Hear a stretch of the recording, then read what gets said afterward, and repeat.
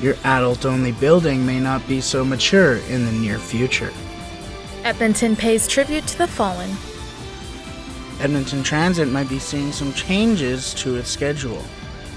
Hello and welcome to Second Edition News. I'm Brett Holden. And I'm Amber Bernard. With the cold weather here and it only getting colder, the Bissell Center is asking for warm clothes for those in need. And with the recent cold spell, there has been a shortage in donations of warmer clothes. The Bissell Center on average sees about 400 to 500 people a day looking for donations, and a majority of them come in looking for weather-appropriate clothing. Are critically low on winter gloves and winter boots. Winter kind of hit pretty hard last week after we had a nice weekend before that, and it took everybody by surprise. And on that first day, the first snowfall, we lost all of our gloves. We handed about hundreds of pairs out to our participants. There have been multiple independent clothing drives, including the hashtag BundleUpYEG campaign that aims to donate hundreds of bags of warm clothes to the Bissell Center and the Mustard Seed. You can donate at the Bissell Center downtown Monday through Friday from 8:30 a.m. to 4:30 p.m. or check out their website for other locations. Edmonton Public Schools participated in the No Stone Left Alone ceremony Monday. No Stone Left Alone was made to honor fallen military soldiers and to remind us of their sacrifices.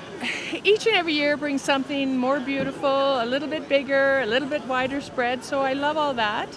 But in challenges like the weather today, I'm just so proud that those students can still come out. They don't cancel, they choose to be here and continue to honor them. That's the most important thing. No Stone Left Alone started in 2011 right here in Edmonton. Mothers Against Drunk Driving launched its Red Ribbon campaign in hopes to prevent impaired driving this holiday season.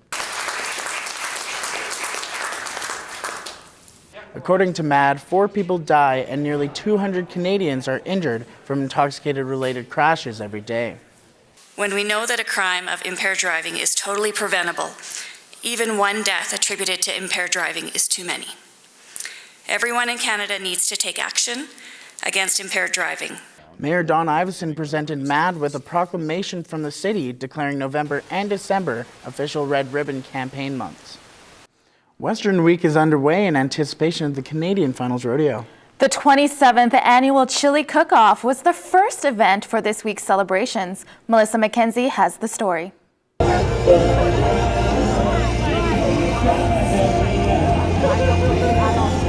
The 27th annual Chili Cook-Off creates a great sense of community amongst the people of Edmonton and gives citizens a chance to sample chili from all over the city. It's like a good way to get people, out from in their little cubicles and out on the streets and trying to embrace the weather as much as possible. Just connecting. It's about community, right? The cook-off is also a great way to create warm memories and bellies as it brings people together with one common interest, their love for chili. And my favorite chili I'd have to agree with Kaylee, and it would be Kelly's Pub. It had a variety of stuff in it, but still very meaty. Little bit of spice that I could handle, but enough flavor that it kept my mouth kind of wishing I had some more in my little cups. As you can see behind me, the chilly weather has not stopped Edmontonians from getting their chili fix. The Chili Cook-Off is the first event to kick off Western Week, which runs from November 3rd to the 12th. The Western Week is a precursor to the Canadian Finals Rodeo beginning November 8th at the Northlands Coliseum. Melissa McKenzie, Second Edition News. The Alberta government has passed a law to ban adult-only buildings. Liz has lived in an adult-only building for many years, and she says that the decision to ban the buildings will make a huge impact on current residents. And taken everyone's comments into consideration, I think it's wrong. And this is my home. I have a constitutional right to live where I decide, and I'm impacted by such a major change because I'm counting on certain things living in a mature building. There are currently about 10% of condos and apartments in Edmonton that are considered adult-only, including Creekside, the Edmonton House, and Park Square. The ban will not include senior housing and will go into effect on January 1st. NAIT held its second annual Industry Research Symposium, bringing together industry leaders.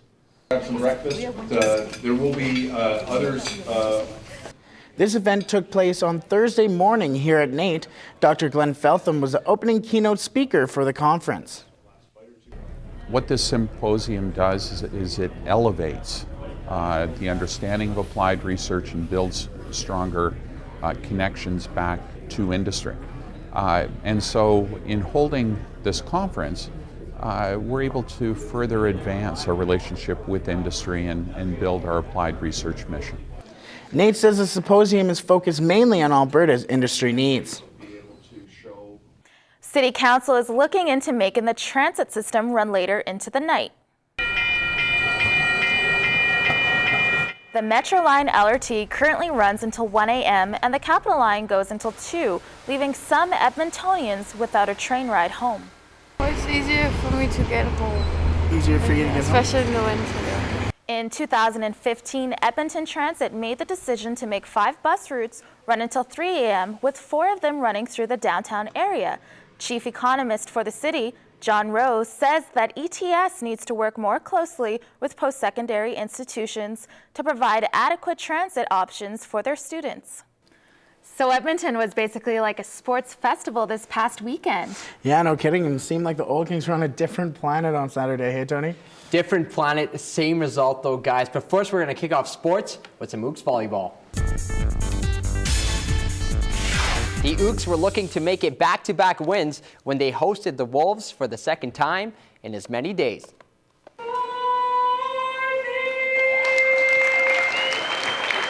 While the mascot was making its rounds, it was Grand Prairie getting things started early. After a lengthy rally, Leah Friesen shows off her beautiful touch for one of her 10 points on the night. These two girls in the middle, they're on their phones. They didn't see any of it. With the first set on the line, it was outside hitter Julia Donnelly serving to save the set, but a net violation on the Ooks would give Grand Prairie an early 1-0 lead. Skipping ahead to the third set, where it's 2-0 Wolves, Taylor Card comes up with a tremendous block on Wolves kill leader Megan Koch to help NAIT win the third set. Now late in the fourth, it's captain Lauren Smith with an absolutely beautiful dig and winner as the Ooks tie this match with 2 sets apiece. These two girls in the middle, they still have no idea what's going on. It's the 5th set. Look up already. In the end, it's Megan Koch's 17 kills on the night that proved to be too much as Grand Prairie takes the final set with a score of 15-7. With the loss, the Ooks dropped to a 5-3 record on the season, having lost 3 of their last 4 games. The Ooks will take on the King's University Eagles in a home-and-home series this upcoming weekend. The Edmonton Oil Kings used the force to attract 11,000 fans to Rogers Place.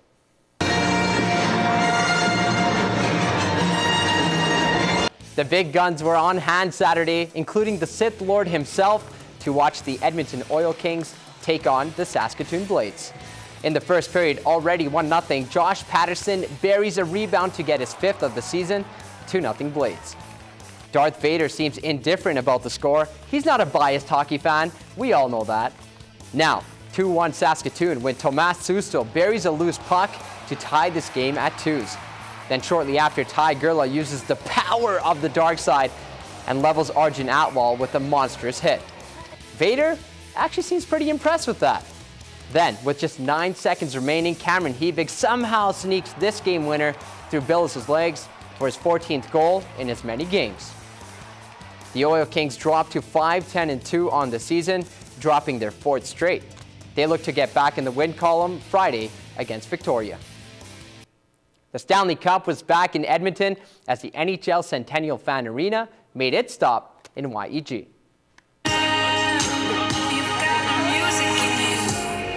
Fans couldn't contain their smiles as they waited in line in -15-degree weather for a picture with hockey's most coveted trophy.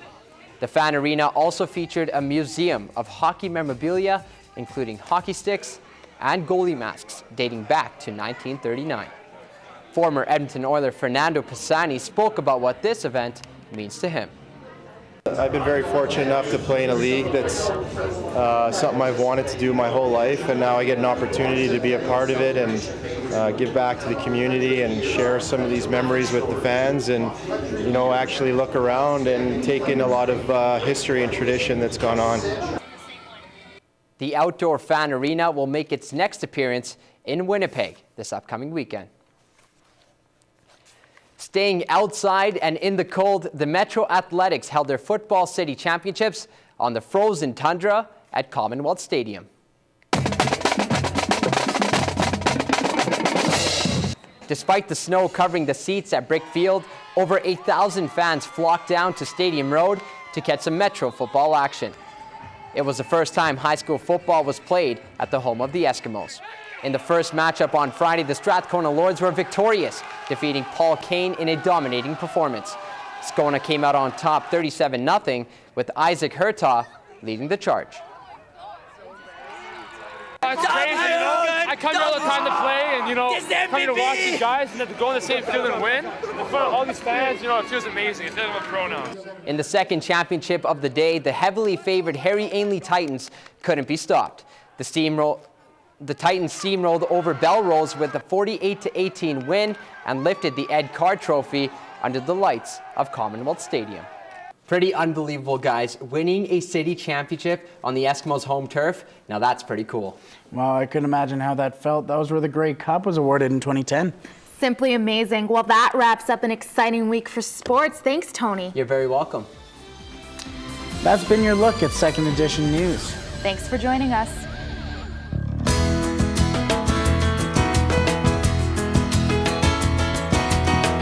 Hello and welcome to Cooking with Ernest. I'm Zachary McClain. I'm joined here today by Chef Joshua Ward. Now, we're all about Canadian pride here, but how do you think we could express that with our food? Well, we can start off by using bacon, right?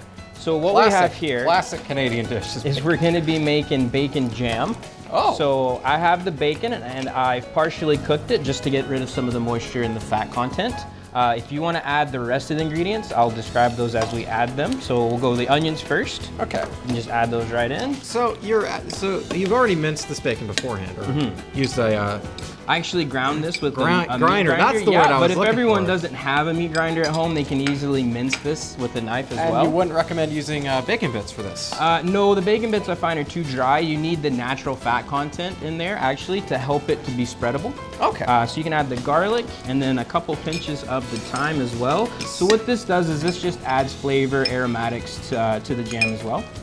Okay. And are there any other types of yeah, the herbs and flavor enhancers, I believe you called it once? Yeah, the herbs we can switch out. It's all interchangeable with what you're actually going to be serving the dish with.